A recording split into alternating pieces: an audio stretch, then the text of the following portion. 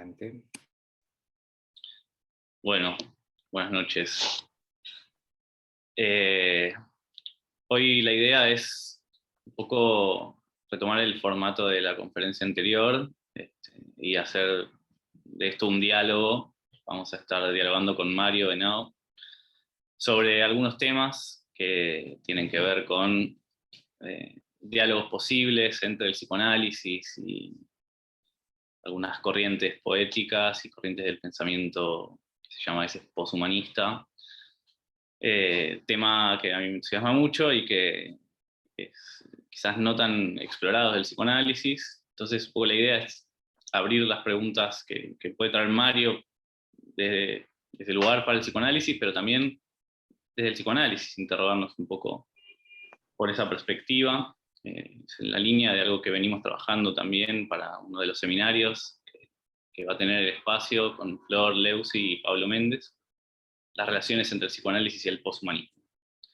Pero bueno, simplemente para empezar, digo dos cosas y le doy la palabra a Mario.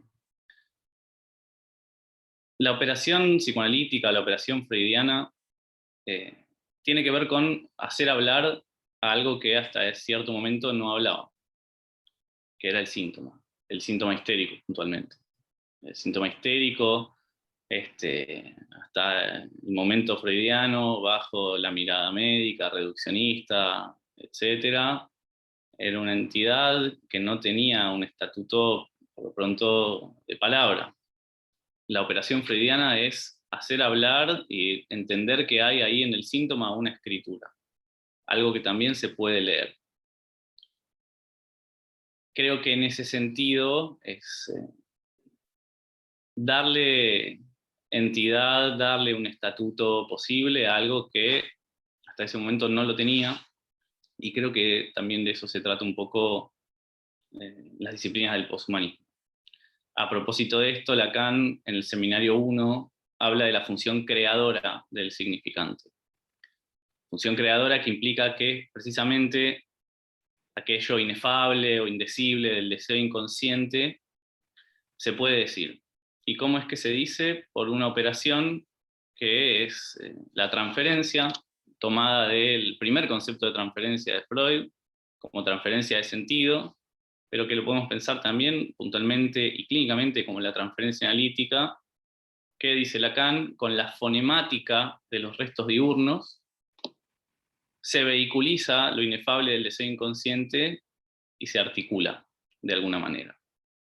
Hay ahí un forzamiento, una operación que inaugura el dispositivo analítico donde lo indecible se puede decir de alguna manera. Pero eso implica ir a buscar en esos restos, en esa fonemática de los restos del preconsciente, de ese lenguaje que es como un disco de palabras, dice Lacan, y vehiculizarse ahí algo de eso inefable, de eso indecible, para poder decirse. Bien, a partir de esto, Mario, te doy la palabra para que comencemos. Bueno, me parece una muy buena manera de dar la palabra hablando de lo inefable, ¿no? Como de eso que no puede ser dicho, entonces es como hablar de lo que no se puede decir.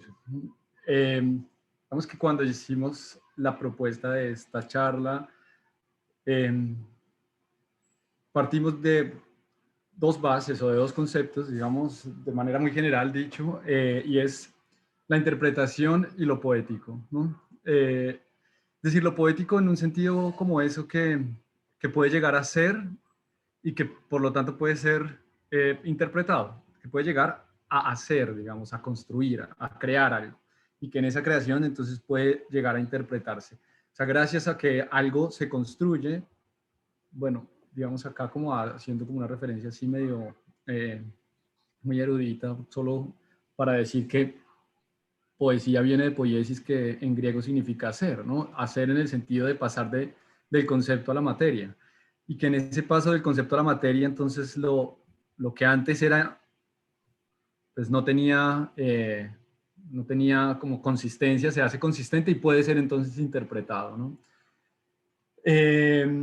Y digamos que en esas dos cosas, lo poético como la posibilidad, o lo que abre la posibilidad de la interpretación, fue en lo que pensamos Alan y yo para charlar en esta ocasión. Y lo que yo traigo un poco es desde los estudios literarios y desde cómo la pregunta por lo poético en la literatura puede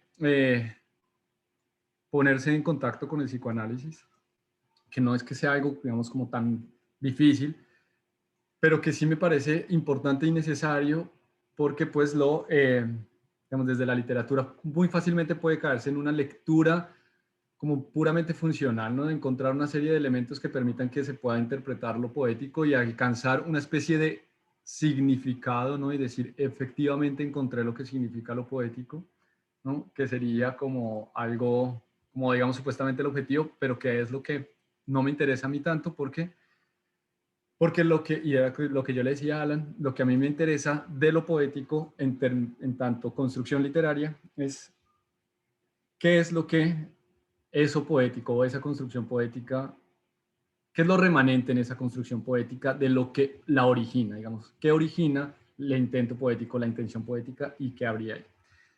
Dicho esto, yo voy a, digamos, a tratar como de tomar algunas cosas que dijo Alan y a partir de eso armar la conversación. Entonces, lo primero es, Freud hace, digamos, hace legible lo que antes era mudo, ¿no? Lo que antes no parecía tener eh, una expresión, se puede ahora leer, ¿no? Y yo te voy a preguntar, Alan, y si tú quieres responder, si no, pues vemos cómo lo manejamos, y es en esa transformación de lo mudo, digamos, de lo que parecía no tener palabra, en el sentido de signo, en esa operación de hacer signo, lo que antes no tenía signo, para poder ser leído, ¿tú crees que hay ahí hay una ganancia en el sentido de que ahora sí vamos a poder entender lo que eso que antes no se podía decir, ahora se dice? O más bien es, lo único que podemos hacer es tratar de darle un signo a eso que no tiene, digamos, signo, ¿no? Pues además conectándolo con esa inefabilidad de la que hablabas al final, ¿no? Y con esto yo después, digamos, conectaré un poco con las cosas más literarias que yo había planteado, a ver si lo podemos conectar. Bueno, es una excelente pregunta. Creo que la respuesta es no. Evidentemente no es que la operación freudiana permite que entonces sí encontremos el significado efectivo del trauma o de lo indecible, o que el deseo inconsciente se pueda efectivamente nombrar. Pero lo interesante es que en esa torsión o en ese proceso, en ese esforzamiento, lo indecible se puede modular de otra manera. Y creo que en esto es interesante que digas eso que hace signo, porque Lacan distingue muy bien el signo del significante. Y su lectura del signo dice: el signo es lo que representa algo para alguien, y en ese punto el signo puede ser signo de lo real. Es decir, lo real, es que lo inaprensible, lo que no vamos a poder capturar, de todos modos hace signo, lo cual no quiere decir que lo podamos nombrar o que lo podamos capturar, mientras que el significante sí se articula, dice, lo que representa un sujeto para otro significante. Y en todo caso se funda como metáfora una significación. Pero del signo no es que vayamos a ubicar ahí que vayamos a poder decir lo real. Creo que a eso iba la pregunta. Sí, y digamos, pensando en esa imposibilidad de decir lo real y de cómo, digamos, bueno, sí, digamos, la imposibilidad de decir lo real, ¿no? De que finalmente el hacer signo no resulta en esa como concreción de eso inefable. Digamos, hay dos cosas como que quisiera como mantener presentes. Una es la cuestión de la legibilidad, ¿no? O sea, necesitamos un signo para poder leer, digamos, para poder hacer legible algo, ¿no? Porque es la única manera en la que podemos, pues, como acceder a una posible interpretación o un posible reconocimiento de algo. Pero lo otro, y que eso es lo que me quisiera concentrar en este momento, es en esa imposibilidad de hacer, digamos, de hacer signo lo real. Porque yo me pregunto, desde la literatura, o más bien, hago la pregunta desde la literatura respecto a lo poético. Un poema, ¿no? En términos puramente comunicativo, si uno piensa en teoría de la comunicación, pues es una especie de gasto, ¿no? Una especie de fracaso lingüístico, porque dices lo que podrías decir de una manera mucho más directa, ¿no? Sin embargo, pareciera en muchas ocasiones que solamente por medio de lo poético es que puedes decir lo que por el otro, de otra forma sería imposible. Yo me pregunto si ahí, si en ese procedimiento de hacer poético, más bien, y esta sería la pregunta, digamos, si crees tú que habría como una especie de paralelo en ese hacer poético con el hacer signo que yo mencionaba en Freud, ¿no? Si puede ocurrir alguna especie de paralelismo ahí que nos haga pensar que el lenguaje poético viene a ser como una especie de rodeo de eso real, como para poder darle como esta imagen de la única manera de reconocer el rostro del fantasma en el sentido no de Lacan, sino en el fantasma como es por medio de la sábana, ¿no? Es la única manera en la que podemos saber la forma del fantasma es por medio de la sábana, ¿no? Si quitamos la sábana no vemos nada, pero si ponemos la sábana, algo vemos de ese fantasma, ¿no? Entonces, me pregunto si crees que ese hacer signo de Freud puede ser paralelo al hacer poético, que en ocasiones parece más efectivo que el hacer comunicativo, ¿no? Sí, creo que está muy en esa línea. Me gusta mucho la figura del fantasma porque se trata de eso, ¿no? Que en lo poético, en el hacer poético, se puede bordear o se puede recorrer ese espacio vacío, digamos, y no desde el nombrarlo, ¿no? No desde la dimensión comunicativa del poema, digamos, de lo que efectivamente nombra, o sea, no desde el referente, sino justamente desde quizás más la materialidad, desde lo que se vehiculiza en el poema, y entiendo que en ese punto el poema y la interpretación eh, tienen sus homologías, sobre todo en la dimensión material, que era un poco lo que veníamos charlando previo al encuentro, que creo que justamente está en esa materialidad, en ese soporte material, algo que hace que el poema exista solamente en el momento de su enunciación y que la interpretación sea lo mismo, ¿no? Una interpretación no se puede repetir o no se puede explicar tampoco, pero sin embargo hay algo en la enunciación, hay algo en el momento en que la interpretación se profiere que sí bordea, que sí puede tocar algo, que sí puede señalar hacia esa nada, como dice en un momento Lacan, señalar pero no nombrar, ¿no? Como poner esa sábana. En ese sentido, digamos, como pensando en la materialidad del lenguaje, siempre que uno habla y que uno dice materialidad del lenguaje, a mí me parece, o sea, siempre tengo que hacer como una pausa y decir, bueno, ¿qué es lo que se quiere decir con materialidad del lenguaje, no? Y uno dice, bueno, aparentemente la respuesta primera o más sencilla es, pues el lenguaje es sonido, ¿no? O sea, inicialmente el signo es oral y es acústico y por lo tanto, pues ahí hay una materialidad que si bien no se puede ver específicamente o tocar en un sentido como una materia como sólida, pues ahí hay una materialidad, ¿no? Es decir, hay un sonido que requiere de un medio físico para poder, ¿no? Entonces pareciera como que la materialidad hace referencia al sonido de las palabras, ¿no? Y obviamente en poesía, cuando se habla de la materialidad de la poesía, pues se hace muchas veces referencia, sí, obviamente a la fonética, ¿no? La fonética, la métrica, el ritmo en los poemas, ¿no? Y cómo esa repetición de una serie de palabras o de una serie de sonidos vocálicos o consonantes genera una sensación, ¿no? Y generalmente se llega hasta ahí, ¿no? Hasta ahí ese es el punto de lo material del lenguaje. Ahora yo me me pregunto si podemos ir un poco más allá, si, digamos, si la materialidad de las palabras pueden ser un poco más profundas, ¿no?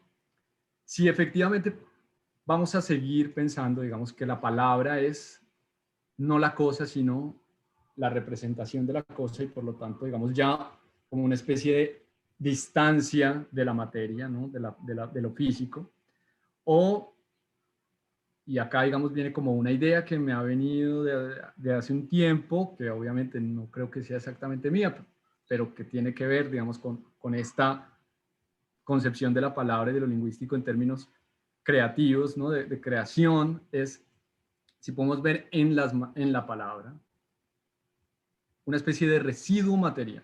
Es decir, ¿no? Lo que son las palabras son en realidad, y yo lo entiendo de esta manera, una especie de restos de mundos que han sido destruidos, ¿no?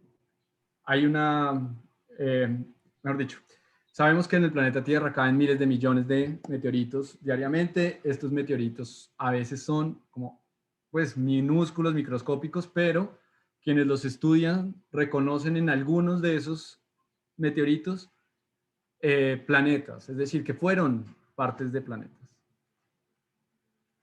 Yo me pregunto si podemos pensar lo mismo con las palabras. Si las palabras las podemos ver como una especie de meteorito, es decir, como un residuo de un mundo que ya no existe, pero que lo único que nos queda de ese mundo es esa palabra. Y no tenemos que como suponer que tal vez sí existió el mundo. No, efectivamente existió el mundo. ¿Mm? Solamente que ese mundo, lo único que quedó es esta palabra, que tiene una materialidad obviamente distinta. Yo no sé si digamos, esta idea que yo te estoy proponiendo, digamos, puede tener que ver con esa constitución de la interpretación analítica, ¿no? No sé si sería como tratar de manera muy forzada de poner en relación dos maneras de comprender la materialidad del lenguaje. No sé si es muy forzada, pero me parece muy interesante y creo que es un problema que por lo menos tenemos que encarar. Bueno, a priori, ahí pienso en una referencia de Lacan de Liturateur, donde él se refiere a la palabra como algo que precipita en el estallido de las nubes del semblante. O sea que hay una relación entre algo del meteorito y la precipitación de la palabra. Pero sobre todo pienso en, a priori, la dimensión de lo escrito, o sea, la materialidad pensada bajo el concepto de Lacan de la lengua. ¿En qué sentido? Nosotros cuando escuchamos, no escuchamos en sí el discurso, sino las fisuras o los tropiezos en el discurso, las perturbaciones del lenguaje. Ahí dice Lacan, en esos tropiezos, en esas perturbaciones, es donde se escribe algo, ¿no? Eso que se escribe de la letra, que es más bien el residuo, si se quiere, de la articulación, que es lo que encontramos en el tropiezo, en el intervalo, en el traspié. Eso es lo que nos interesa como materialidad, que creo que va más en esta línea de lo que vos planteabas, Mario. Ahora, creo que lo más interesante de lo que vos traes, y que a mí me interesa mucho personalmente, es pensar, bueno, ¿cuál es el estatuto del lenguaje? Porque si nosotros podemos leer en la caída del meteorito una escritura, ¿por qué pensar que el lenguaje humano es el único lenguaje posible, ¿no? Para pensar otros mundos? Y hay una referencia de Lacan que abre esta pregunta, que donde él habla del el vuelo de la abeja. Dice, como la abeja vuela de flor en flor, hace sus libaciones, dice, y poliniza, digamos, nosotros leemos que poliniza. O sea que evidentemente hay una escritura ahí, en ese movimiento, en esa acción. Ahora dice, ¿por qué suponemos o por qué pensamos que la abeja sabe o no leer eso que escribe? A mí me parece interesante esta materialidad que vos pensás, pensando en, hay algo que se escribe, y que el inconsciente también tiene un poco ese estatuto, algo que se escribe sin que haya un sujeto de esa escritura necesariamente. Más bien como algo que se escribe, no digamos solo, pero es como un eso se dice, un eso se escribe. No sé si tiene que ver, Mario, con esta idea de lo que encontramos como residuo del lenguaje. Mira, hay una cosa ahí con lo que tú dices, que yo lo relacionaría, digamos, con la voz, ¿no? En cuanto a que si hay una voz tiene que haber un sujeto, ¿no? O uno supone, ¿no? Que si hay voz es porque alguien, digamos, porque hay un aparato fónico, porque hay unas cuerdas vocales, porque hay una posibilidad de articulación de una serie de movimientos corporales que resultan en un sonido que puede ser interpretado, ¿no?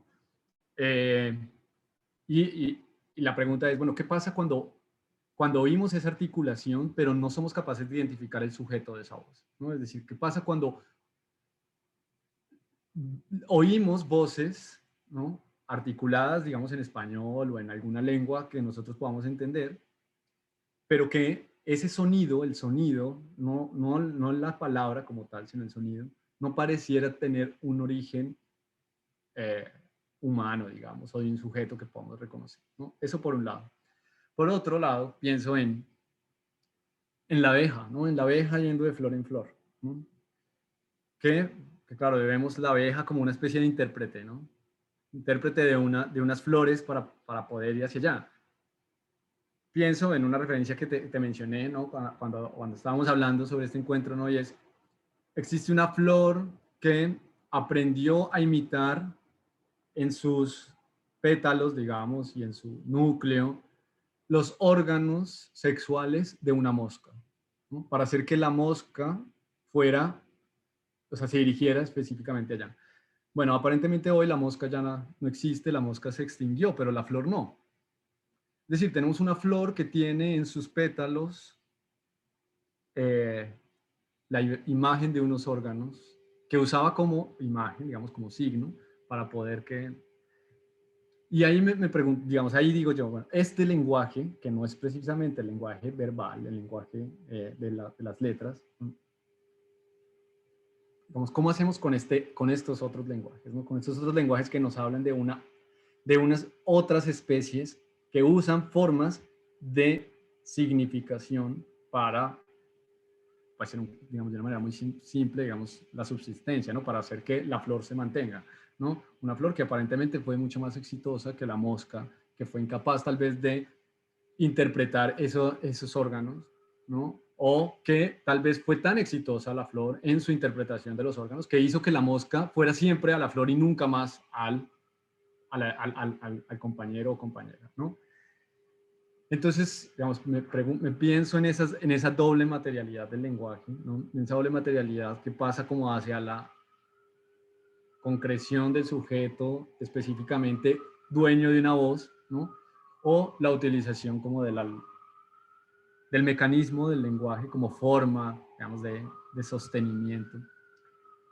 Y bueno, y no sé si en esas dos opciones, pues que puedan haber muchas más, seguramente. Vamos, lo que me pregunto ahí es, ¿cómo hacemos con o sea, qué podemos aprender de esas formas de hacer interpretable algo? ¿No? Algo que, pues cuando se empieza a hacer la interpretación, pues no pareciera hacerse más concreto, sino pues pareciera deshacerse más. Porque cuando yo pensaba en los meteoritos como formas de, digamos, como palabras, lo que pensaba era que el estudio de esas palabras les debería llevar a uno a la concreción del mundo, pero pues el mundo es imposible restituirlo, ¿no? Entonces, pues, estos restos, ¿para qué nos sirven? Digamos, ¿cuál es el posible uso que podemos tener de estos restos? Y pues no es una pregunta que te hago para que me respondas, sino para que reflexionemos. Digamos. Sí, no pretendo responderla, pero sí reflexionar me parece un tema súper importante, ¿no? Creo que tenemos mucho para aprender de esas escrituras y de esos lenguajes. Sobre todo porque hay algo que decís que me parece fundamental, que es que son mucho más exitosos que el nuestro en ese sentido, ¿no?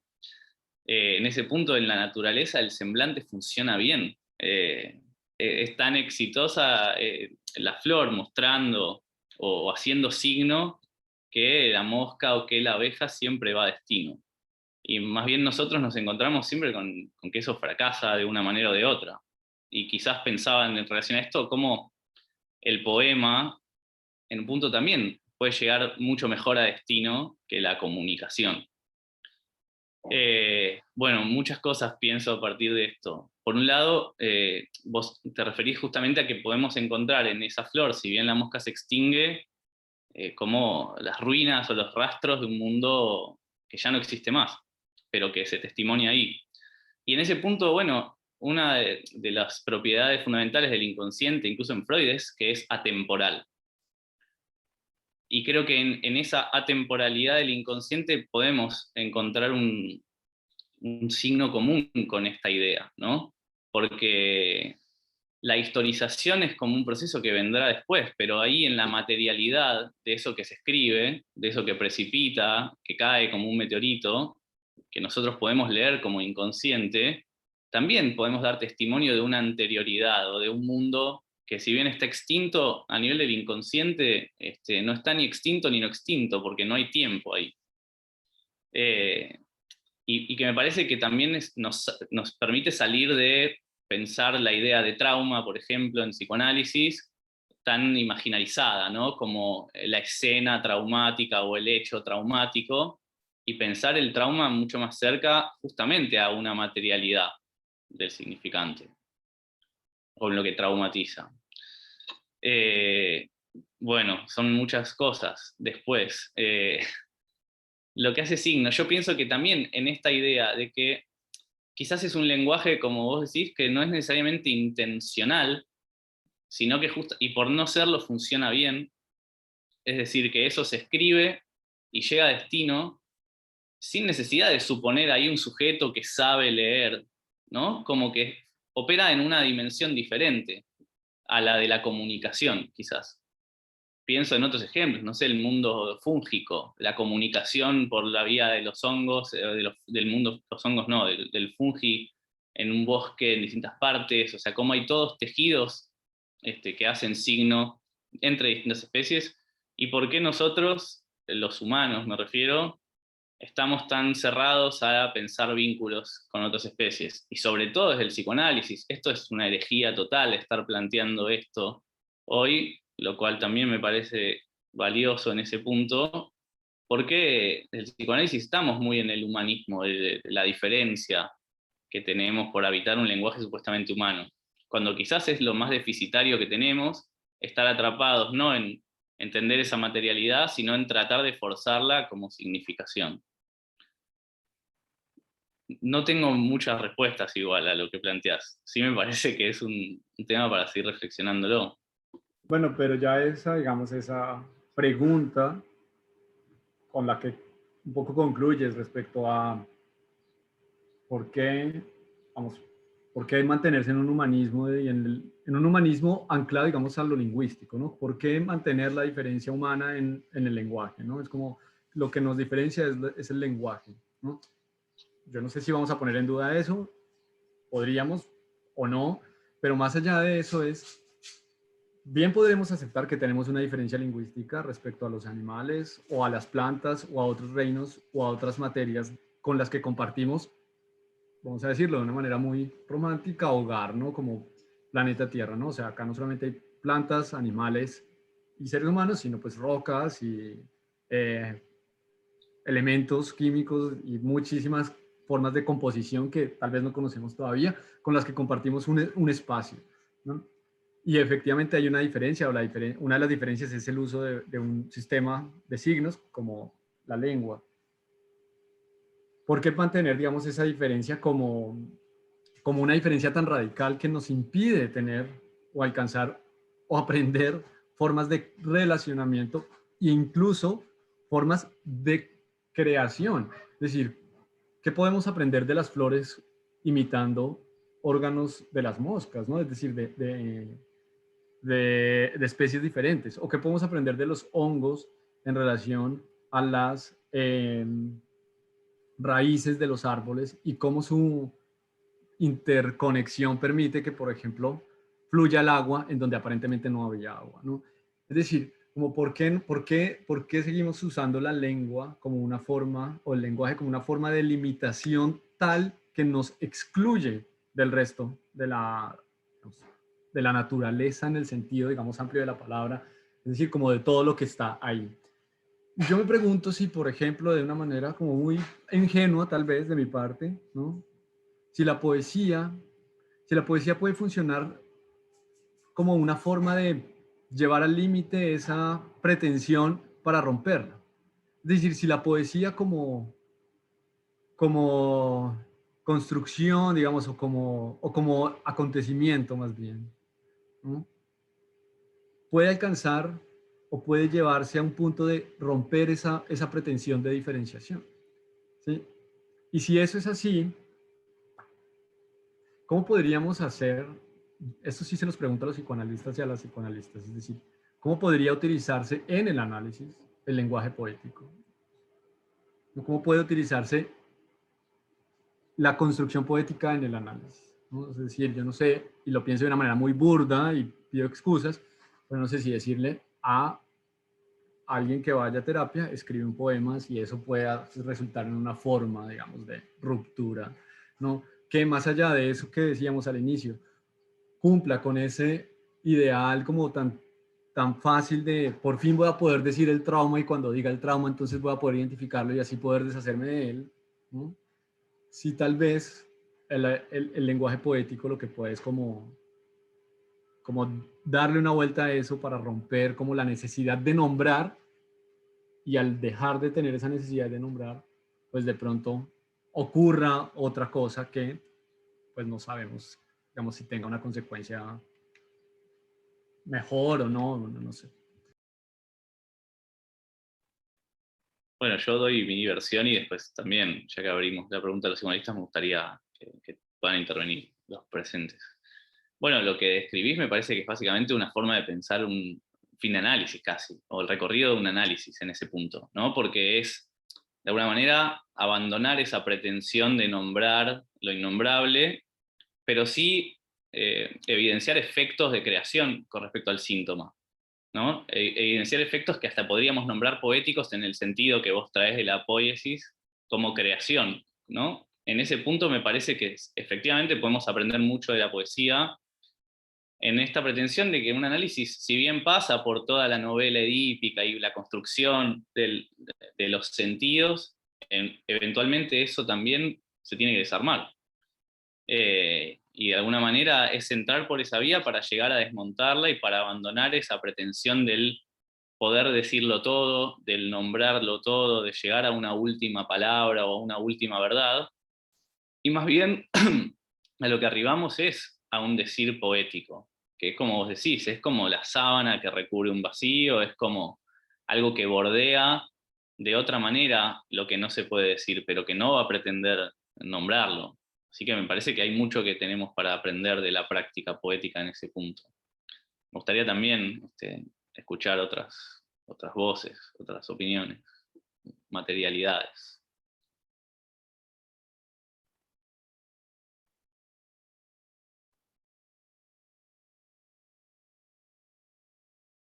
Sí, yo hago silencio solamente esperando que alguien se anime también a compartir la opinión, digamos, para no decir que la experiencia es necesariamente. Perdón, Mario, como la opinión en qué punto, porque me pareció muy bonito eso que decías de la poesía como acontecimiento y esta pregunta que lanzabas de cómo utilizar la construcción poética en psicoanálisis. Pensaría, ¿no? Como a una apertura a dar un espacio a la posibilidad de que surja esa contingencia, ¿no? Y que si un analizante trae algo de esto, como no cerrarlo, sino darle como vía, qué sé yo, me resulta quizás contradictorio lo que voy a decir, pero como que se puede ver más o al menos a mí me ha pasado atendiendo pacientes con estructura psicótica, que hay algo de esto donde se ve como más visible. Pero no sé, vos desde afuera que nos convocás a nosotros como psicoanalistas, ¿cómo lo pensás? Eso me gustaría como repreguntarte. Al decir esto de cómo se puede utilizar la construcción poética en psicoanálisis, ¿vos qué te imaginás? Te repregunto yo a vos. Bueno, me parece muy importante, digamos, que me preguntes cómo me lo imagino, porque pues precisamente, digamos, esto va a ser es un ejercicio de pura imaginación en el sentido, digamos, de creación, ¿no? Como una invención, ¿no? Yo, digamos, lo que yo me imagino en términos del uso poético, más bien de lo que vendría a ser la función poética en un análisis, o más que en un análisis, en el psicoanálisis como pensamiento, ¿no? Como filosofía, es que me parece a mí que la poesía viene a funcionar como un conducto, no como un signo final, sino como una membrana que puede poner en relación dos reinos diferentes, dos mundos diferentes, dos dimensiones diferentes, ¿no? Ahora, esas dimensiones yo no sé exactamente cuáles son, pues podría decir de una manera muy básica también el inconsciente y lo consciente, ¿no? Lo real y lo imaginario, ¿no? O sea, no sé, pero lo que yo siento es que, digamos, desde mi experiencia en la literatura y como lector, digamos, es que la poesía tiene sobre todo un valor no definitivo, es decir, no es una cosa finalizada, pero tampoco solamente un proceso, es decir, algo que se sostiene en su hacer, sino que es sobre todo una experiencia de tránsito. La poesía es una forma de transitar, ¿no? Y esa forma de transitar, pues obviamente implica una experiencia. Y ahí es donde ocurre realmente lo poético, en esa experiencia de tránsito. Y ahí entonces aparecen las modificaciones, aparece. Yo, digamos, podría ser una pregunta, pero como cuando uno pregunta cosas que cree que han ocurrido, a veces no han ocurrido, entonces voy a hablar de mí más bien, y es como de la experiencia personal cuando, por ejemplo, leí este aforismo que es muy famoso por un poema de San Juan de la Cruz, pero que tengo entendido que no es específicamente de San Juan de la Cruz, que es muero porque no muero, ¿no? Es como uno oye eso o lo lee o se lo dicen o lo que sea y uno no puede decir qué significa, pero tampoco interesa. Lo que uno sabe ahí es que hay algo que está ocurriendo, ¿no? Y ese ocurrir es que hay algo de una dimensión que yo no sé cuál es, que se me hace presente en el sentido de que lo vivo en este momento, ¿eh? Y me conecta con algo, ¿no? Con algo que yo no sé exactamente qué es. Entonces yo pensaría, y yo, digamos, acá sí vuelvo, digamos, repregunto, ¿no? Es, ¿qué significaría para el psicoanálisis pensar la palabra como conducto, ¿no? Como un punto que pone en contacto dos dimensiones y no necesariamente una finalidad, que no sé tampoco si es que es la manera en la que el psicoanálisis piensa, digamos, la lengua. Es exactamente lo que dice, de hecho, Lacan en Literatura. Se refiere, en ese sentido, a la letra como un litoral entre el sentido y lo real, ¿no? O entre el semblante y lo real. O sea, justamente ese conducto, ese litoral, ese borde, ese tránsito entre las dos. Me parece que es muy atinado. Perdón, no sé si alguien iba a decir algo. No, yo quería decir que la poesía es lo más cercano a la emoción. Cuando uno escribe poesía no la puede caretear, digamos, no lo disfraza. Está muy ligada a la propia emoción. Creo, como psicoanalista, como escritora, pienso que es lo más cercano a una manifestación del inconsciente, por donde aparece el sujeto. Y deja de lado todo lo racional, todo lo intelectual, ¿no? Es la posibilidad de escribir apenas algo de ser real, apenas, ¿no? Porque el agujero va a seguir, es por lo menos un intento. Hellman decía que la poesía es un árbol sin hojas que da fruto, ¿no? Y creo que algo de eso hay. Nosotros también como psicoanalistas desarmamos el lenguaje de alguna forma, jugamos con la palabra, ¿no? Tenemos que hacerlo, no seguimos la lógica racional del consciente sería, ¿no? Por eso funciona tanto como expresión, no solo la poesía, ¿no? Sino cualquier expresión artística. Es la posibilidad de decir aquello que uno no puede nombrar, y que no va a terminar de hacerlo tampoco, ¿no?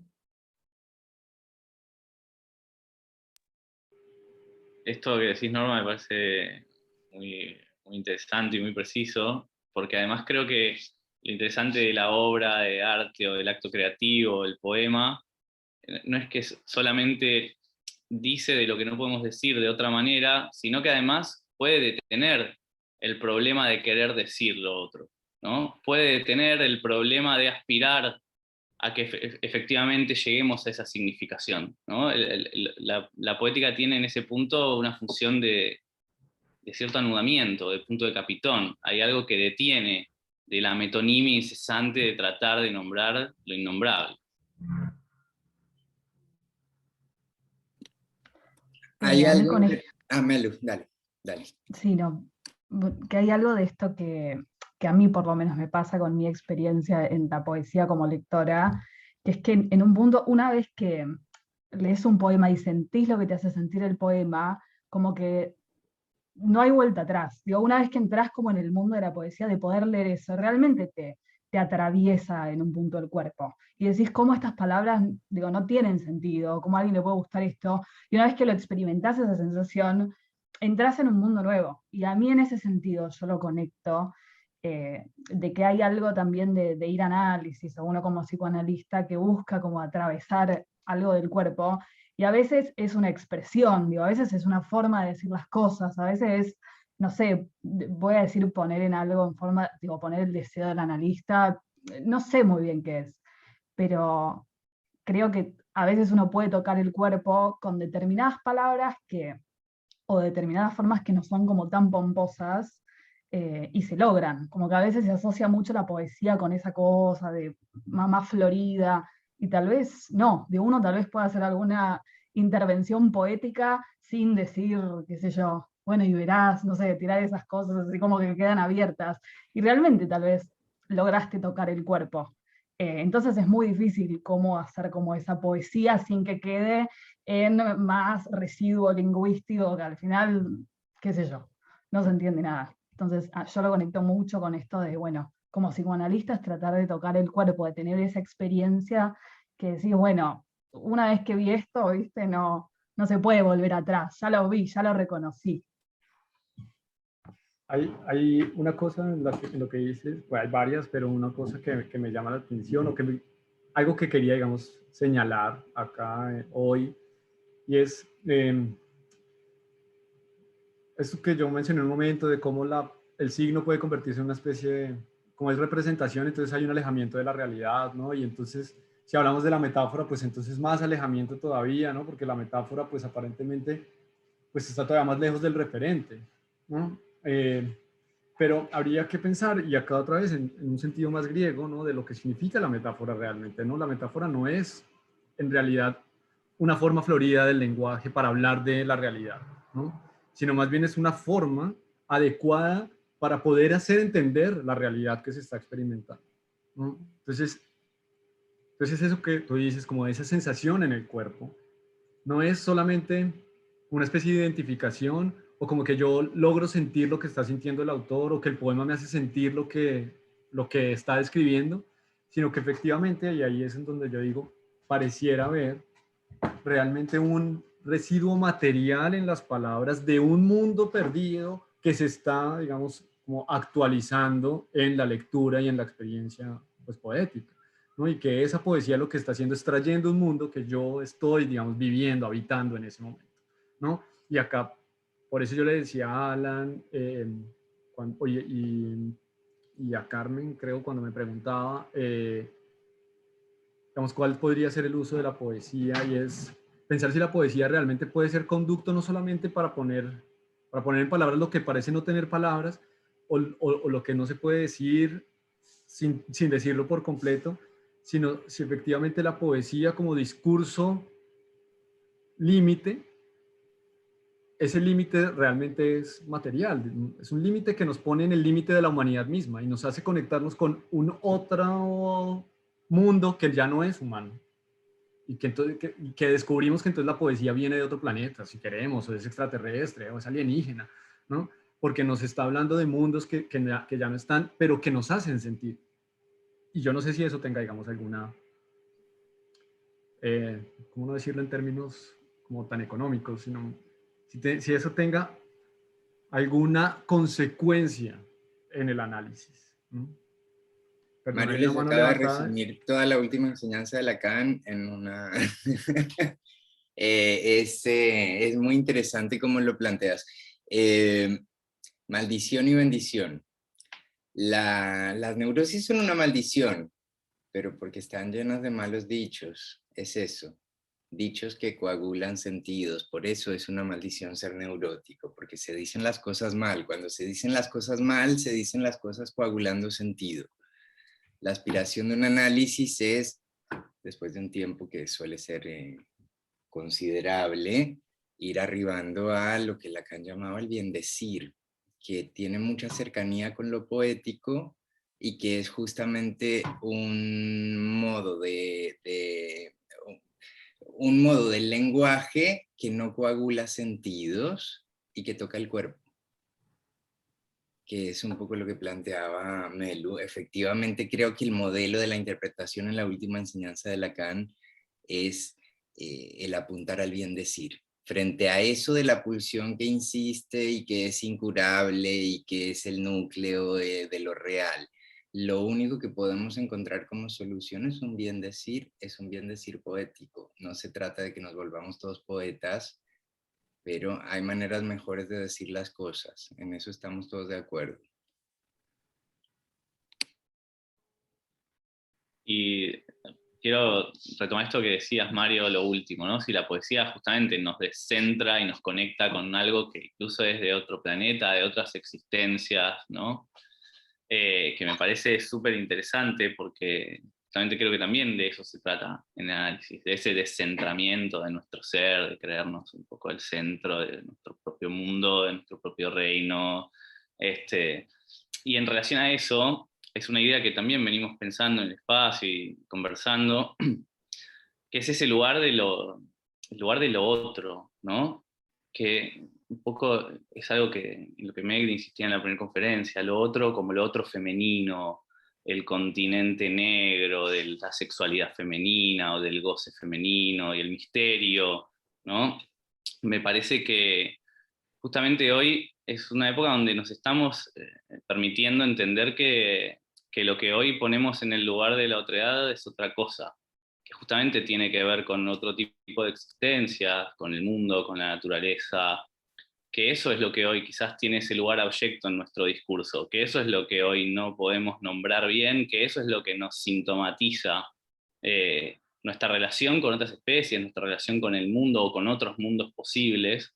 Y creo que también en ese sentido es, es una tarea para el psicoanálisis poder también empezar a pensar en eso, ¿no? Y creo que en ese sentido la poética también se nos adelanta, en abrirnos la posibilidad de pensar otros mundos, porque si no estamos muy atrapados en este, y creo que realmente hoy ese lugar de lo otro no lo ocupa ya el eterno femenino, el misterio de la sexualidad femenina, sino que sí podemos empezar a pensar en eso otro como Gaia, como la naturaleza, como la tierra, como otro tipo de existencia, ¿no? Que hoy queda borrada de nuestro lenguaje.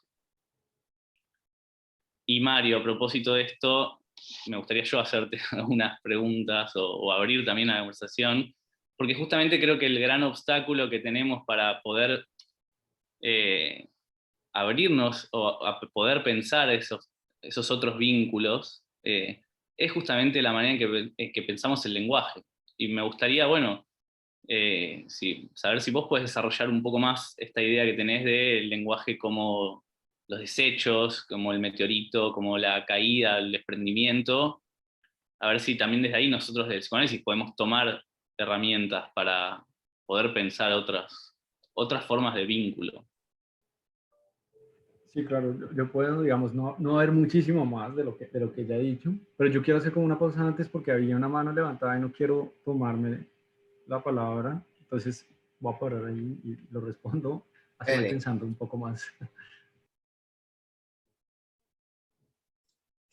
Que justo cuando Meru hizo esos comentarios, se me vino a la cabeza de alguna manera que se podría pensar, quizás estoy errado, pero como cierto hacer poético orientado hacia el acto, como lo entiende quizás Lacan, tocando quizás o franqueando algo que con la maldición quizás no se estaría pudiendo alcanzar.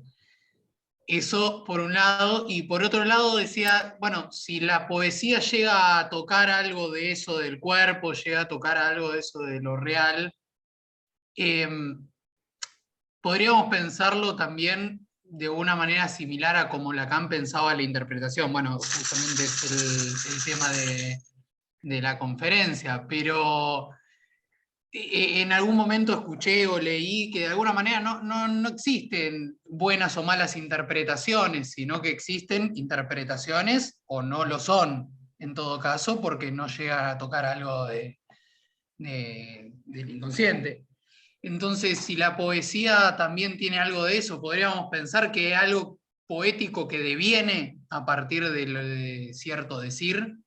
No sé si se llega a entender la idea. Es una pregunta en realidad para ustedes, Alan y Mario. Mario. ¿Puedes repetir la pregunta, por favor? No, la pregunta en realidad era alrededor de las dos cosas que se me ocurren, si se podría pensarlo en esa dirección, digamos, como algo, la poesía como algo más allá de cierta estructura literaria, es decir, de que tenga ciertas características, sino que algo deviene poético en función de los efectos que produce. Ese sería lo que estaba pensando. Digo, no vengo del palo de la literatura, no tengo idea, no soy un gran lector de poesía, así que, bueno, un poco esa O sea, era mi pregunta. digamos, como en un sentido como muy formalista, vamos a decirlo, ¿no? La poesía en general, la literatura en general más bien, pero la poesía en específico, que sería como esa gran carta de la literatura, ¿no? Porque, pues si uno pone a la novela, digamos, tiene más dificultades, pero la poesía, que es como que nadie puede dudar de que la poesía sea literatura, ¿no? O por lo menos nadie dudaba durante muchos años que la poesía era literatura, es que lo que constituye lo poético es lo extraño. Cuando haces extraño el lenguaje, ahí ocurre la poesía. Si sabemos que en español la estructura básica de comunicación sintáctica es sujeto, verbo y objeto, ¿sí? Tú dices, yo estoy en mi casa, y tú cambias y dices, en mi casa estoy yo, pues ahí ya estás haciendo poesía, ¿no? Pues en un sentido estrictamente formal, ¿no? Porque ya cambiaste la estructura básica de la comunicación en español y cambiaste la estructura y por lo tanto el lenguaje se hace extraño. Ahora, claro, no, digamos, pues eso se rompe en un momento queda muy difícil decir que efectivamente eso es lo que constituye lo poético, porque hay ejemplos muy fáciles de encontrar, ¿no? Y pues ustedes también como podrían pensar, ¿no? En lo que ocurría, vamos pensando en que la audiencia es mayoritariamente argentina, ¿no? Lo que hacía Oliverio Girondo a inicios del siglo XX, ¿no? Pues qué tanta extrañamiento del lenguaje hay ahí, pero es que la pregunta también es, ¿qué pasa cuando uno va a un supermercado, por ejemplo, a un centro comercial, y esto lo estoy sacando de un autor inglés, para no apropiarme nada, pero uno va a un centro comercial y ve en unas escaleras eléctricas que dice, todos los perros tienen que ir de brazos, ¿no? Para subir todos los perros tienen que ir de brazos, ¿no? Me dice, bueno, eso parece muy fácil de entender, es decir, yo tengo una mascota, pues la tengo que coger de brazos y subir. Pero si uno lee eso en un sentido, digamos, más estricto, dice, para subir todos los perros tienen que ir de brazos. ¿Qué pasa si yo no tengo un perro? ¿No puedo subir? ¿Qué pasa si yo no subo el perro a mis brazos? ¿Se va a parar la escalera? ¿No? Es decir, ¿qué tanto entonces ese lenguaje que es puramente comunicativo e informativo se convierte también en generador de una realidad en donde podría aparecer tal vez lo poético, ¿no? Entonces, claro, esto solamente para decir que efectivamente la poesía es un efecto, no es un efecto. Y ese efecto, pues uno a veces puede ser consciente en la manera consciente en el sentido de que yo puedo decidir voluntariamente crear el efecto poético. Y a veces puedo tener éxito, a veces no. Puedo ser un buen poeta, puedo ser un mal poeta. Puedo ser un poeta que, no sé, que logre como convocar millones de personas, ¿no? O puedo ser un poeta incomprensible.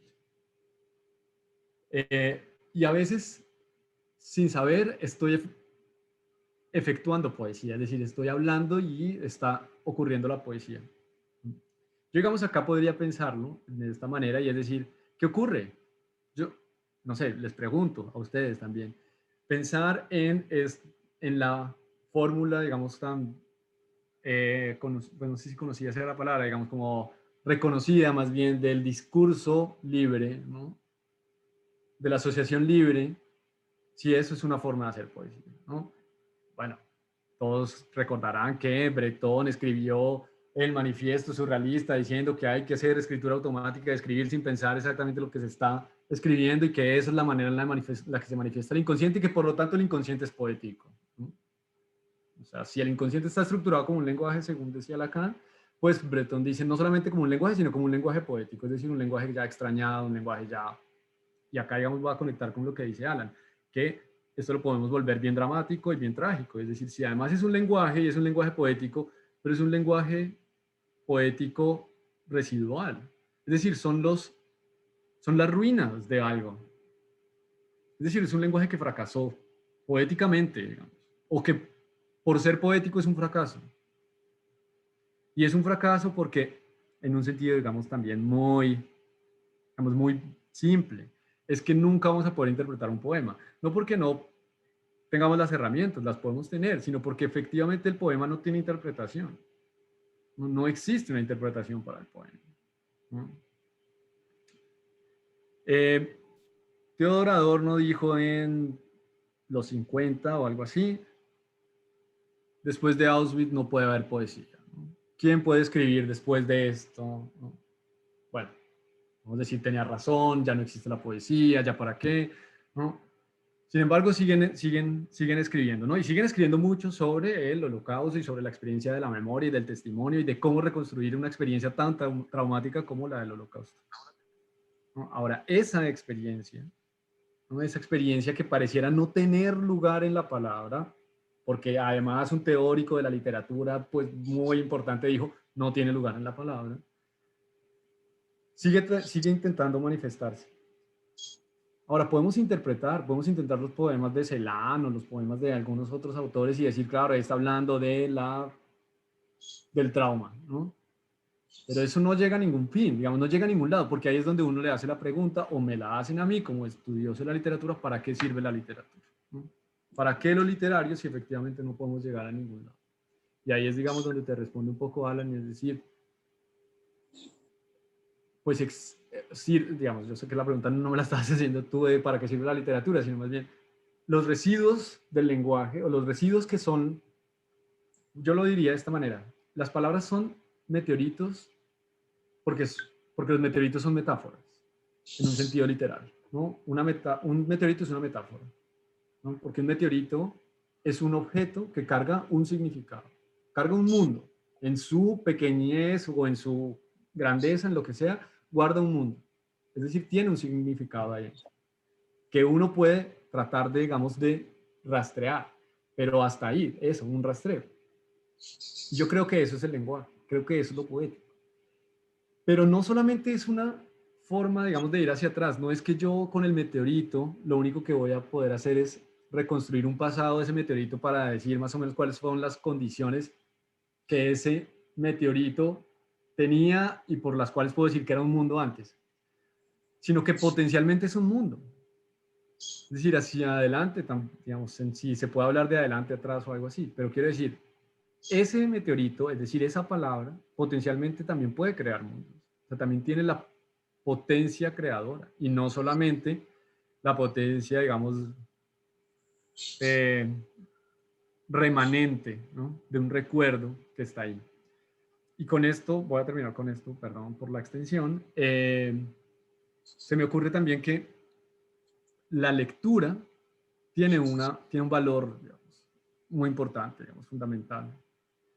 Porque todo texto literario, y yo diría todo texto escrito, es un texto virtual, o es un texto de una realidad virtual. Cada vez que se lee un texto, lo que se hace es actualizar una experiencia.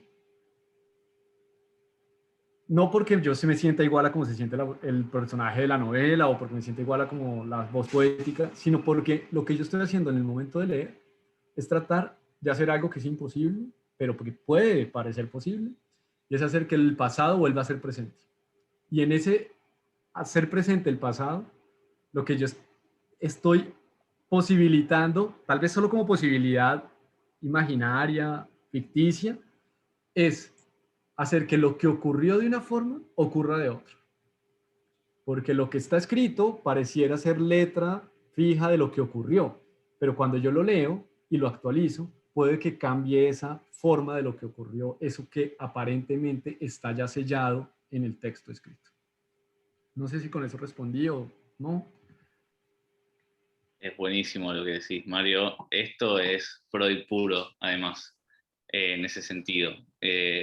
Porque de alguna manera es eso, ¿no? Uno puede pensar que hay ahí en el trauma un texto virtual, pero que en la lectura uno puede leer otra cosa, efectivamente, ¿no? Y las primeras conceptualizaciones de Freud apuntan a esta idea, la idea de la abreacción, de que incluso se podría reaccionar distinto a algo donde uno no reaccionó de la manera adecuada.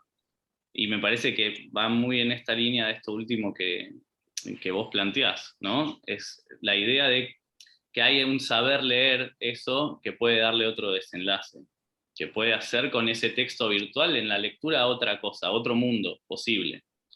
Y me parece que es muy importante recuperar la dimensión del mundo que se puede crear a partir de ahí, porque si no también caemos en la idea de que podríamos vivir sin mundo, ¿no? Sin la idea de un mundo, como un uno iterante suelto en el universo, ¿no? Como un meteorito que cae. Pero necesitamos también de un mundo habitable, necesitamos construir otro mundo posible. Creo que ahí hay una clave fundamental, ¿no? Pienso sobre todo que, o a mí me parece fundamental, como no pensar en lo literario solamente como una especie de ni como una especie de objeto lindo que uno puede como apreciar ya, ni tampoco como eh, el resto de algo grandioso que ya no es, ¿no? Como una especie de lamento constante o intenso por algo que se perdió, por un lenguaje perdido que tal vez era, ¿no? Como pleno en algún momento y que entonces la palabra digamos, coincidía con la cosa y entonces no había distancia retórica y por lo tanto todos éramos felices porque era la plenitud del lenguaje y entonces no había necesidad de explicar nada, sino pensar en que en realidad la literatura también es una forma de la utopía, ¿no? Lo literario es una forma de la utopía, la poesía es la utopía en un sentido, digamos, casi literal, porque nos habla de un mundo que no, digamos, de un lugar no lugar, ¿no? De un lugar que ya no es lugar, pero que potencialmente es un lugar, ¿no? Y entonces nos habla de una futuridad presente. Esto último me parece muy interesante y también quería preguntarte por eso, porque por un lado, vos decís, bueno, no es la nostalgia del lenguaje prebabélico, ¿no? Porque si no, digamos, es la teoría de las asignaturas, ¿no? Y volvemos a Parcells y la idea de que, bueno, la marca en la flor que hace que la mosca vuelva es porque es un lenguaje divino, inscripto, entonces tendríamos nostalgia de ese lenguaje perfecto, y me parece que se trata de otra cosa. Y con esto último que nombrás, quería llevarte para un lugar y preguntarte, que es algo que con Meggy trabajamos cuando hablamos del olfato, que es la memoria involuntaria proustiana, por ejemplo, como experiencia poética. Es decir, cómo de alguna manera una palabra poética, pero no solamente una palabra, algo que puede tener valor de palabra en este punto, un olfato, un olor, un aroma,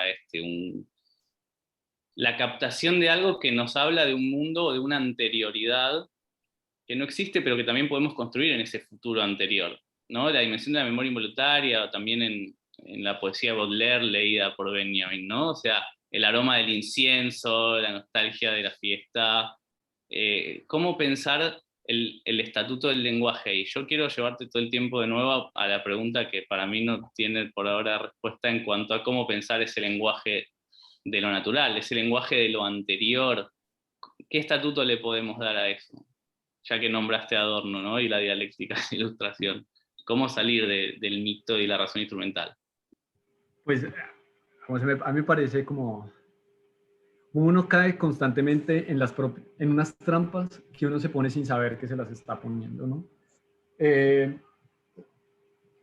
Porque apenas yo leí En busca del tiempo perdido y leí, digamos, ese primer momento de la memoria involuntaria, pero lo que yo más quise hacer fue experimentar eso. O sea, ¿en qué momento voy a comer yo, a morder yo esta magdalena y a sentir toda mi infancia, ¿no?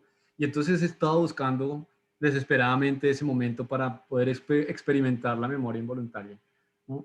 Porque claro, ¿quién no quiere ser el personaje de Proust? ¿Quién no quiere ser un personaje de una novela tan, digamos, altamente reconocida como esa, ¿no? Pero digo que uno cae en esas propias trampas porque finalmente digamos, ahí sería pensar en que efectivamente ese modelo que ocurre ahí en lo literario puede aplicarse de una manera, digamos, tan práctica, ¿no? Es como solamente lo único que tengo que hacer es ir a tomarme un té con mi abuela y de pronto me va a aparecer la experiencia involuntaria, ¿no? Y eso, digamos, eso es como una confianza, digamos, muy ingenua en la potencia, digamos, de lo literario, ¿no? Que es igual a lo que yo les decía antes, de pensar que efectivamente uno puede alcanzar la interpretación del poema. Pero lo que sí creo que ocurre, digamos, o más bien lo que pienso, y ahora que mencionabas, digamos, a Benjamin o a Baudelaire desde Benjamin, ¿no? Lo que sí pienso es que los poemas sí son como esa experiencia chocante, ¿no? Porque la poesía sí puede ser como, o como decía Kafka, ¿no? Respecto a los libros, sí puede ser como un puño en el cráneo, ¿no? Como un golpe fuerte, ¿no? Lo que le genera a uno un shock.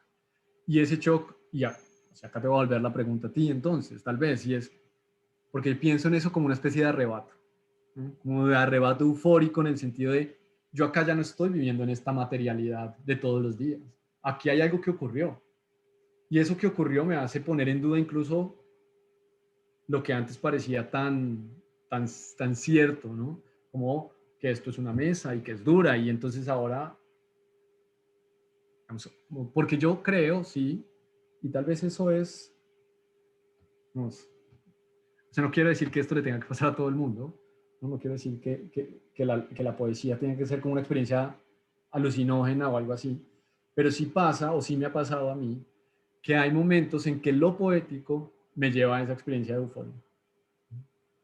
Yo no sé si eso, o sea, y digamos, lo relaciono con lo de Proust es porque en Proust es un sabor, ¿no? Es el tomar algo, ¿no? Y esa experiencia sensorial es la que lo lleva a una experiencia, digamos, temporal. Claro, en mi caso, y en el caso de muchas personas seguramente, lo que ocurre es una experiencia, digamos, casi que intelectual, en el sentido de que es una lectura que se convierte en sensación. Yo no sé si ahí haya, digamos, un remanente de esa forma del lenguaje potenciada que sea capaz de hacer colisionar los tiempos. No sé si eso sea posible decirlo. A ver, por un lado, vuelvo a lo que decías con la Magdalena, ¿no? Como decir, bueno, ahora yo quiero ir a comerme la Magdalena con mi abuela, a ver si tengo una experiencia proustiana, una memoria involuntaria. Pero de alguna manera el análisis es una invitación a ir a comer todas las semanas la Magdalena con mi abuela. El tema es que no siempre y no en todas las sesiones yo tengo un momento proustiano. O sea, no en todas las sesiones cuando yo como la Magdalena tengo esa experiencia que me conecta con lo anterior, ¿no? Con esa dimensión. Pasa muy pocas veces quizás en toda su dimensión. Y eso es obviamente fruto de una contingencia. O sea, el momento sucede. Por eso tampoco entiendo, puede forzar a que un poema sea poético. Si vuelvo a tu respuesta a lo que decía Fede, ¿no? En un momento eso tocó algo. Por eso me gustó que tu referencia sea San Juan de la Cruz, que es una de las grandes referencias de Lacan, justamente para hablar del otro goce, un goce que él llama fuera del lenguaje, el goce del cuerpo, ¿no? La escritura mística, y no para caer en el lugar común del goce femenino y que entonces con la mística, no, sino que efectivamente es una experiencia de cuerpo que me saca de la familiaridad de mi fantasma, donde el prisma con el que yo me siento, mi experiencia del mundo y mi realidad es siempre igual, ¿no? me saca de esa mismidad, centrada en mí mismo, me conecta con una satisfacción, con un estallido, con un impacto de otra cosa, donde vibra otra cosa. Y creo que, hablando de la interpretación analítica, y de que eso no es una interpretación, una forma de pensar una interpretación es algo que toca algo de eso. Que poético en el sentido que también puede ser poético un chiste, ¿no?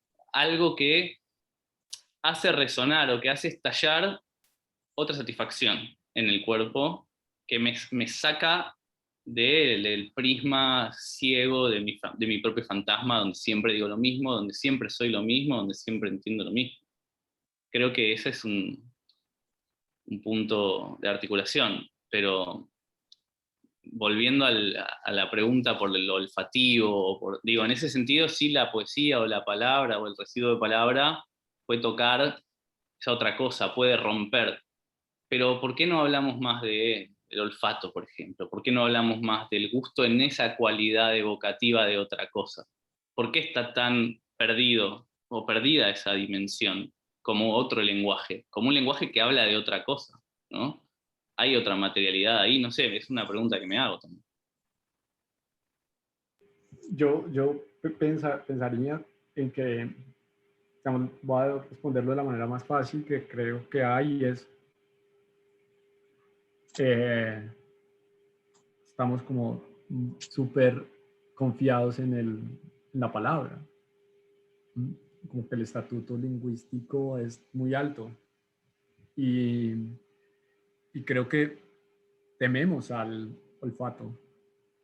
O sea, yo pienso que el olfato como signo siempre, yo no sé si siempre, pero yo siento como que hay una disposición a la advertencia. Lo que huele es un peligro, ¿no? El olor es un peligro, ¿no? O sea, olemos gas y nos asustamos, ¿no? Algo huele mal y tal vez pise mierda en la calle, ¿no? O sea, el olor parece que es siempre signo de alarma, ¿no? De advertencia. Y por el contrario, la palabra parece que nos protege, ¿no? Pareciera una especie de escudo, ¿no? Que nos permite explicarnos, que nos permite justificarnos, que nos permite decir por qué llegamos tarde, que nos permite decir por qué no quiero estar más contigo, que nos permite, ¿no? O sea, pienso que en esa diferencia, pues elegimos lo que parece más confiable, ¿no? Y el olfato, en cambio, pareciera como algo que nos pone. Yo recuerdo en el seminario que dieron ustedes el año pasado sobre la pulsión olfativa, ¿no? Como esa idea de que el olfato es algo más primitivo, ¿no? Como que ocurre supuestamente en un lugar más, digamos, más de lo no racional y menos humano, ¿no? Tal vez despreciando el gran valor que el olfativo tiene en términos, por ejemplo, de búsqueda, ¿no? Como que el olfato parece mucho más acertado en su objeto de búsqueda que las palabras. Pienso yo, digamos, no puedo decir más al respecto. Sí, estoy totalmente de acuerdo y me parece que justamente, ¿no? Es interesante porque el olfato es más certero, toca algo más del ser que lo que podría tocar el lenguaje con todos sus esfuerzos. Bueno, ya es casi la hora. Había algunas cosas en el chat que omitimos hasta ahora, que las comento también, Mario, y eran para seguir charlándolas. Juli Navas decía, ¿no es acaso el mismo síntoma un poema en el sentido de que el síntoma es una metáfora? Bueno, me parece que es un poco lo que también respondía Mario antes cuando habló de recuperar el sentido de la metáfora, ¿no?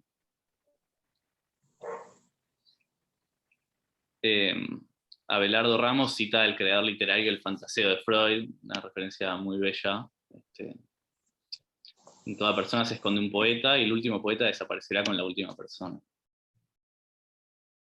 Yo digamos, ahí agregaría una pregunta y es si podemos pensar en que la poesía no solamente es de los, digamos, no solamente de las personas, ¿no? O sea, como que hacemos o sea, sin caer como en misticismos, ¿no? Como, o algo así, o en extremados humanismos, pensar si lo poético lo podemos extender hacia otras especies. Suscribo la idea completamente, sobre todo entendiendo que lo que nos está interesando el lenguaje es justamente su dimensión de residuo y la parte, digamos, entre comillas, involuntaria, lo que se escribe, no lo que yo escribo, o lo que yo escribe, ¿no? Y en ese sentido, ¿por qué no tomar otras escrituras? A ver si hay algo más. Daniela decía, hay una frase de Cortázar que me gusta mucho: las palabras nunca alcanzan cuando lo que hay que decir desborda el alma. Bueno, muy lindo también.